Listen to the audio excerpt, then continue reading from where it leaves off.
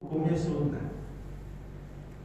Dan itu seumpama ada orang yang punya utang, kita kasih dia tempo, kita tangguhin, itu hukumnya adalah wajib.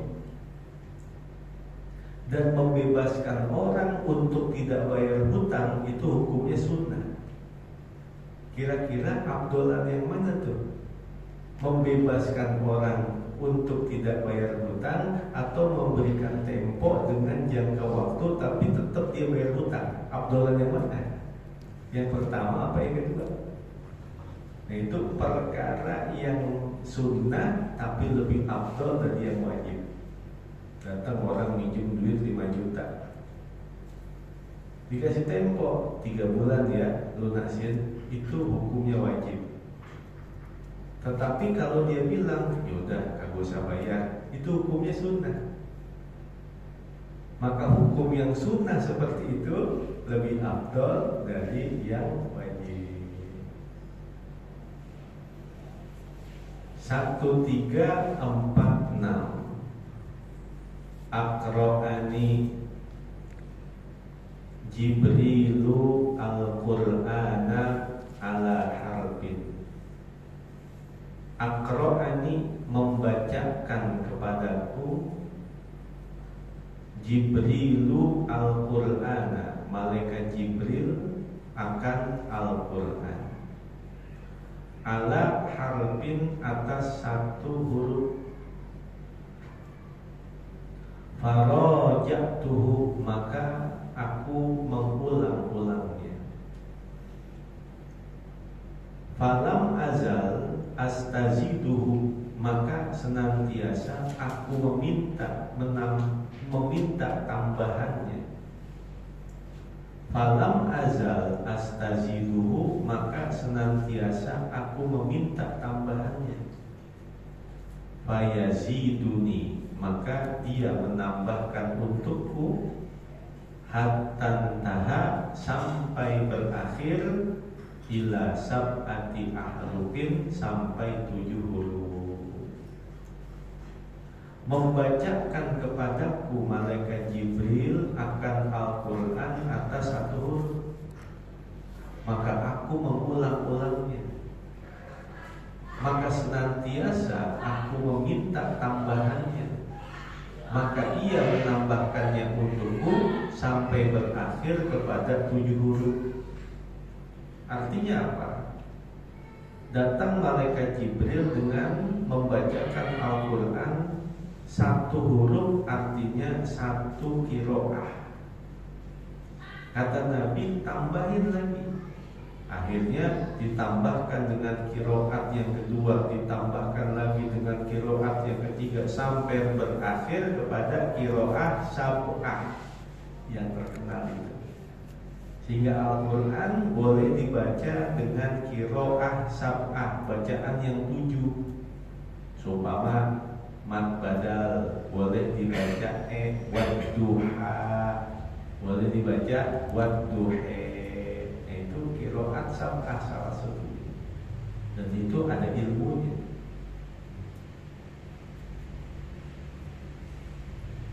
Satu, 3, 4, 7.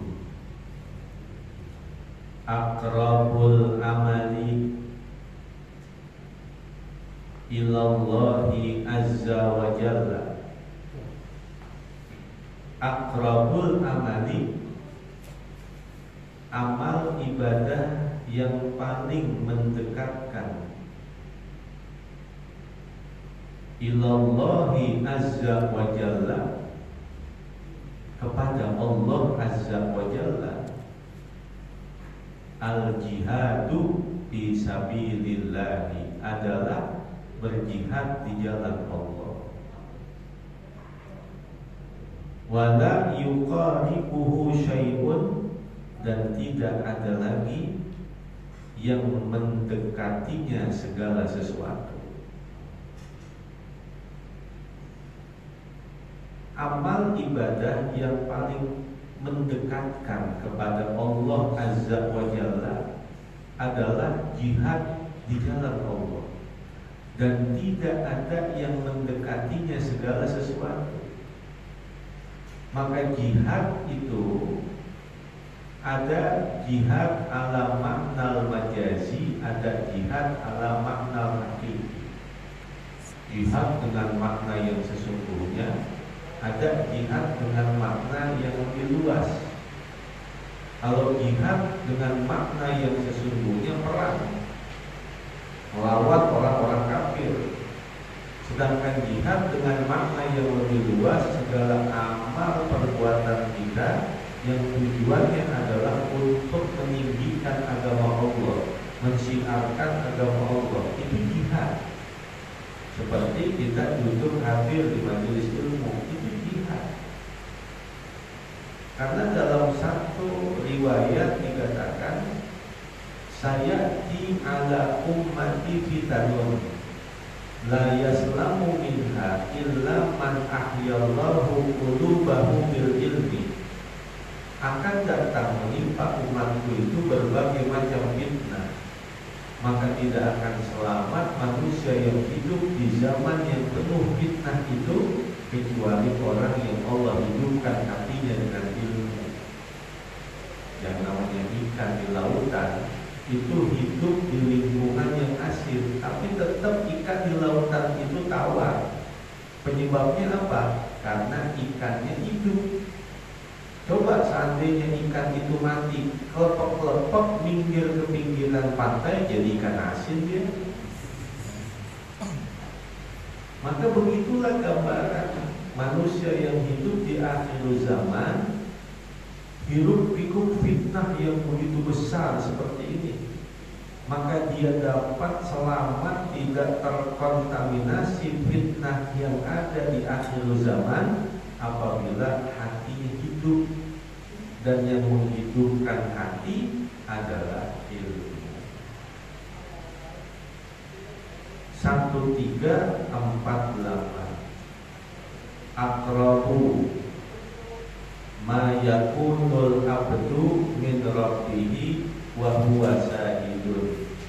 Sedekat-dekat manusia kepada Tuhannya, aqrabu ma yakunul abdu min rabbihi, sedekat-dekat manusia kepada Tuhannya, wa huwa sajidun, yaitu ketika dia sujud. Fa'aktiru du'a, maka perbanyaklah berdoa. Aqrabu ma yakunul abdu min rabbihi wa huwa sajidun, fa'aktiru du'a. Sedekat-dekat manusia kepada Tuhannya, yaitu ketika dia sedang sujud, maka perbanyaklah berdoa. Ada orang yang sudah masuk ke dalam surga, minta sama Allah, ya Allah, boleh gak sujud di surga? Nah, emang kenapa? Karena kami sudah mendapatkan ganjaran kemuliaan sujud di dunia, kami dapetin di surga begitu agung, begitu nikmat, gak bisa terbayangkan. Maka kenangan terindah manusia tinggal di dunia ketika dia sudah berada di surga hanya sujud. Karena mereka mengetahui satu kali sujud dalam kehidupan dunia begitu besar manfaatnya dalam kehidupan akhirat, sehingga orang yang sudah ada di akhirat ngarep-ngarep pengen bisa sujud. Kenapa? Karena mereka mendapatkan ganjaran sujud begitu besar, sampai minta sama Allah, ya Allah, boleh gak kami sujud di surga? Atau Allah, surga udah bukan tempat ibadah, surga itu udah tempat balasan. Maka berarti senikmat-nikmatnya kehidupan dunia bagi orang yang sudah berada di dalam surga, terbayang kenikmatannya hanya sujud. Gak kebayang yang lain-lainnya, hartanya, pangkatnya, istrinya, segala sesuatu yang dia miliki dalam kehidupan dunia kagak diingat. Satu-satunya kenikmatan dunia yang sampai di surga orang itu masih ingat, hanya sujud kepada Allah. Lalu kenapa sujud 2 kali, ruku sekali? Ruku di dalam sholat itu hanya khusus untuk umat Nabi Muhammad SAW. Karena umat-umat terdahulu mereka sholat tapi tidak pakai ruku. Sedangkan sujud 2 kali, sujud yang pertama itu adalah menjalankan perintah Allah. Sedangkan sujud yang kedua adalah ungkapan syukur kepada Allah. Gara-garanya ketika Allah berfirman, wa in qulna lil malaikati isjudu li adama fasajadu illa iblis aba wastakbara wa kana minal kafirin. Kata Allah, wahai malaikat, sujud kepada Nabi Adam. Maka semua malaikat sujud kepada Nabi Adam. Maka setelah malaikat bangun dari sujud, melihat iblis kagak sujud. Maka malaikat melihat iblis dilaknat oleh Allah, menjadi makhluk yang terkutuk sampai hari kiamat. Ketakutan malaikat. Kata malaikat, untung kita sujud ya. Coba kalau kagak sujud, nasib kita sama kayak iblis. Ayo kita sujud sekali lagi, ungkapan syukur kepada Allah. Maka jadilah sujud 2 kali.